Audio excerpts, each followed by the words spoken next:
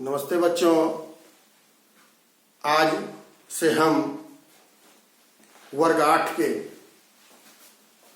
भूगोल विषय में अध्याय 4 जो आपका कृषि से संबंधित है उसके बारे में कुछ चर्चा आपके साथ करने वाले हैं। और कृषि के साथ साथ हम लोग इसमें बहुत सारी जानकारियां, रोचक जानकारियां आपके साथ प्राप्त करेंगे। भूगोल जो विषय है वो बहुत ही रोचक है और यह हमारी पृथ्वी के सभी बातों की रोचक जानकारियां, पूरे विश्व की रोचक जानकारियां हमें प्रदान करता है। तो आइए हम शुरू करते हैं अध्याय 4 का पाठ कृषि। कृषि एक प्रकार का कार्य है जैसा कि हम लोग जानते हैं, और ये जो कार्य होते हैं ये दो तरह के कार्य होते हैं। एक आर्थिक क्रियाएं होती हैं, एक अनार्थिक क्रियाएं होती हैं। आप लोग सिविक्स में, नागरिक जीवन में इसके बारे में ज्यादा विस्तृत रूप से पढ़ने वाले हैं। हम लोग यहाँ पर आर्थिक क्रियाओं की बात करते हैं। आर्थिक क्रियाएं होती क्या है? आर्थिक क्रिया किसको कहते हैं?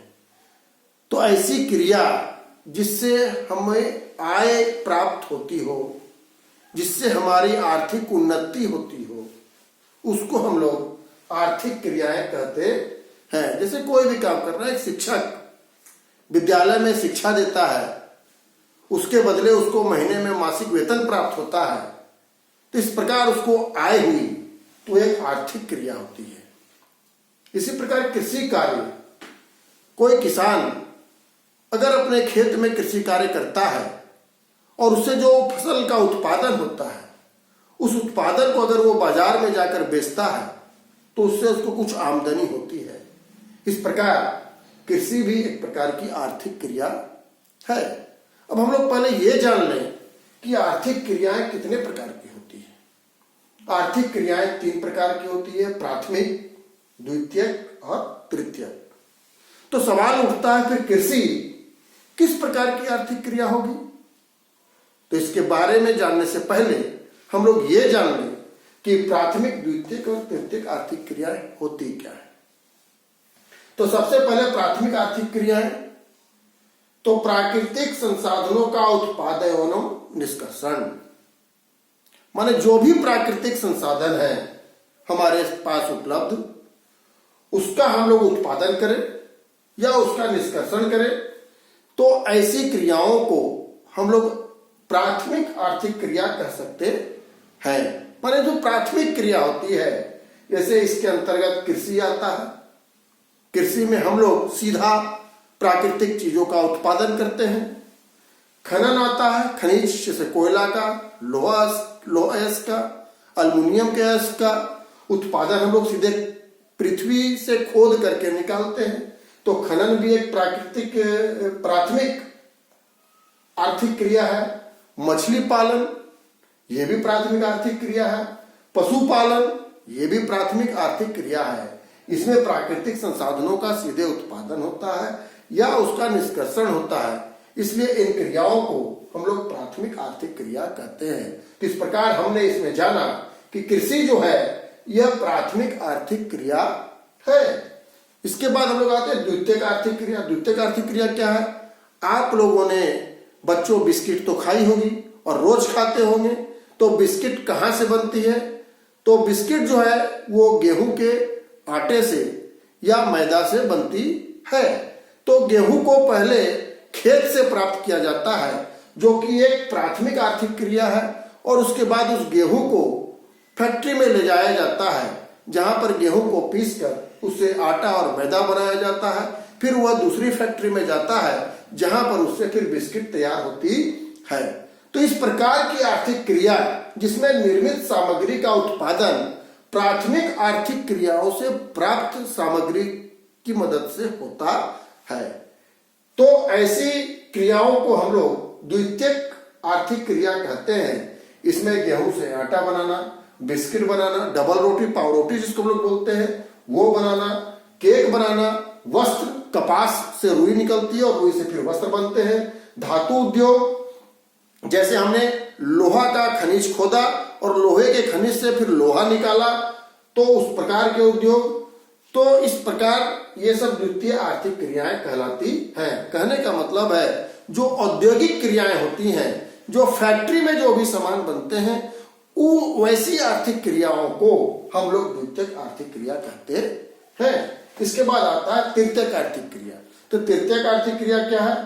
ऐसी आर्थिक क्रियाएं जो सेवा कार्य के द्वारा प्राथमिक और द्वितीयक क्षेत्र को सहायता सहयोग प्रदान करती है, ऐसी आर्थिक क्रियाओं को हम लोग तृतीयक आर्थिक क्रिया कहते हैं। इसके सहयोग के बिना प्राथमिक और द्वितीयक आर्थिक क्रियाएं भी बहुत तेजी से फल फूल नहीं सकती है, बहुत तेजी से विकसित नहीं कर सकती है। ऐसी क्रियाओं का भी आजकल हमारे यहाँ बहुत महत्व है। जैसे यातायात के साधन, तो यातायात के साधन कैसे हमारे लिए महत्वपूर्ण है कृषि के लिए?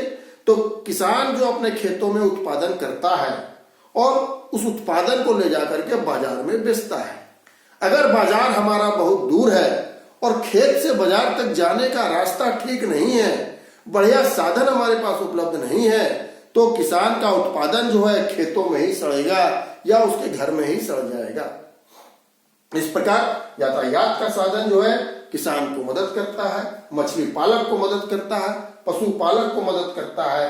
यातायात के साधन ये सारे सामग्रियों को एक जगह से दूसरे जगह तक पहुंचाने में मदद करता है। इसका मतलब ये है कि यातायात का साधन जो है एक तृतीयक आर्थिक क्रिया है। इसी कड़ी में संचार के साधन, व्यापार, बैंकिंग, विज्ञापन इत्यादि और भी बहुत सारी क्रियाएं ये तृतीयक आर्थिक क्रियाओं में आती है। इस प्रकार हमने देखा कि ये 3 प्रकार की आर्थिक क्रियाएं होती हैं। अब हम लोग कृषि के बारे में थोड़ी सी जानकारी इस वीडियो में प्राप्त करेंगे। तो कृषि क्या है? कृषि जो है वो अंग्रेजी का एक शब्द है एग्रीकल्चर। एग्रीकल्चर से ये लिया गया है। इसमें ये एग्रीकल्चर जो है ये 2 शब्द से मिलकर बना है। एक है एगर और दूसरा है कल्चर। एगर का अर्थ है भूमि या खेत और कल्चर का अर्थ है जुताई करना। इसका मतलब किसी भूमि या खेत के टुकड़े पर जुताई करके या कुछ कार्य करके यदि हम कुछ उत्पादन करते हैं तो उसको हम लोग कहते हैं एग्रीकल्चर। आजकल एग्रीकल्चर के अंतर्गत सिर्फ फसल उत्पादन नहीं बल्कि उसके अंतर्गत पशुपालन को भी शामिल कर लिया गया है। इसका मतलब कृषि कार्य के अंतर्गत फसल उत्पादन और पशुपालन दोनों आएंगे।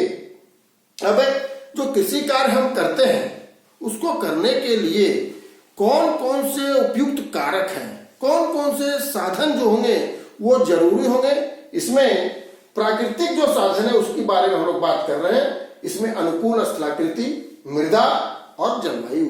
अनुकूल स्थलाकृति का मतलब क्या है कि जो जमीन है, जिस जमीन पर हम खेती कर रहे हैं वो समतल होनी चाहिए, उपजाऊ मिट्टी वहां पर होनी चाहिए, उबड़ खाबड़ नहीं होनी चाहिए। इसका मतलब है कि अनुकूल स्थलाकृति होनी चाहिए। दूसरा है मिट्टी। मिट्टी के बारे में हमने बतलाया कि मिट्टी एक प्राकृतिक कारक है। अगर जिस खेत की मिट्टी उपजाऊ है तो वहां पर कृषि कार्य अच्छा होता है। पहाड़ी क्षेत्रों में मिट्टी उपजाऊ नहीं होती है, इसलिए वहां पर कृषि कार्य उतना अच्छा नहीं हो पाता है। और तीसरा है जलवायु।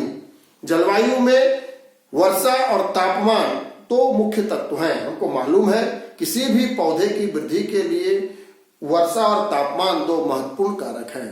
तो किसी स्थान की जलवायु अगर अच्छी है और वहां पर वर्षा और तापमान का अनुपात अच्छा होता है तो वहां पर कृषि कार्य बढ़िया होता है। जैसे भारत के उत्तरी क्षेत्रों में, मैदानी क्षेत्रों में कृषि कार्य बहुत उन्नत है, जबकि पहाड़ी क्षेत्रों में कृषि कार्य थोड़ा सा कम उन्नत होता है। इसके बाद हम लोग जानते हैं कृषिगत भूमि क्या होती है। कृषिगत भूमि या कृषि योग्य भूमि, ऐसी भूमि जिस पर कृषि का कार्य किया जा सके उसको हम लोग कृषिगत भूमि कहते हैं या कृषि योग्य भूमि कहते हैं। कृषि योग्य भूमि सब जगह नहीं प्राप्त होती है। बहुत सी ऐसी भूमि होती है, दलदल भूमि होती है जिसमें कृषि कार्य करना असंभव हो जाता है, तो वो हमको कृषिगत भूमि नहीं हो सकती है। पूरे विश्व में आप जानिए इतना बड़ा हमारा जो विश्व है, धरती है, उसका मात्र 11% ही कृषि योग्य है। मतलब पूरे विश्व की 11% जमीन पर ही कृषि कार्य हो सकता है। लेकिन हम भारत के लोग, हम भारत के निवासी, इस मामले में हम लोग बहुत ही उन्नत हैं। हम लोग बहुत ही उन्नत है, क्योंकि भारत का 57% जो क्षेत्र है वो कृषि योग्य है। इसका मतलब पूरे भारत में आधे से ज्यादा जमीन ऐसी है जहां पर कृषि कार्य हो सकता है। तो इस प्रकार हमने इस वीडियो में जाना कि आर्थिक क्रियाएं क्या होती हैं, आर्थिक क्रियाएं कितने प्रकार की होती हैं, और कृषि का अर्थ क्या है, कृषि के लिए उपयुक्त कारक कौन से हैं, और कृषिगत भूमि किसे कहते हैं। अगले वीडियो में हम कृषि तंत्र और कृषि के बारे में और बहुत सारी चर्चाएं आपके साथ करेंगे। बने रहिएगा मेरे साथ।